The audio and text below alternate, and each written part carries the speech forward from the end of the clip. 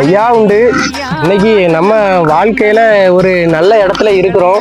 ஆனா நம்ம இப்போ ஒரு நல்ல இடத்துல இருக்கிறோம். ஆனா நம்மளுக்கு யாராவது ஒருத்தர் நம்மளுக்கு உதவி செஞ்சிருப்பாங்க. ஏதாவது நம்மளுக்கு ஒரு இக்கட்டான சூழ்நிலையில அவங்க நம்மளுக்கு ஒரு உதவியை கட்டாயமா செஞ்சிருப்பாங்க.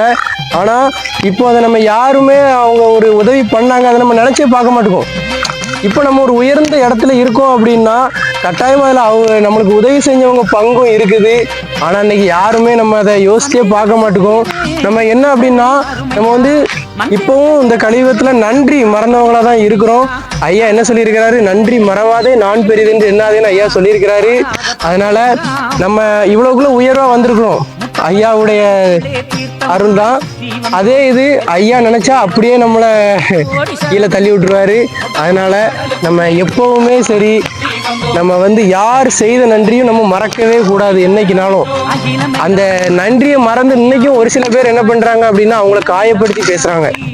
அவங்க நம்மளுக்கு ஒரு காலத்துல உதவி செஞ்சிருப்பாங்க, ஆனா நம்ம மதிக்காம அவங்க மனசையே காயப்படுத்தி பேசுறோம். அப்போ அவங்க மனசு எப்படி இருக்கும்? அதனால நம்ம யார் மனசையும் கஷ்டப்படுத்தக்கூடாது. எப்பவுமே நம்ம தான் பெருசு, நம்மளுக்கு கீழே தான் எல்லாம் அப்படிங்கிற எண்ணம், அந்த ஆங்காரம் மனுஷனுக்கு எப்பவுமே வரக்கூடாது. எல்லாத்துலேயுமே பெரியவர் ஐயா தான்.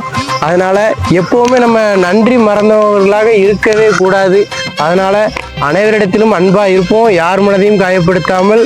ஐயா உண்டு, சர்வம் வைகுண்டமயம்.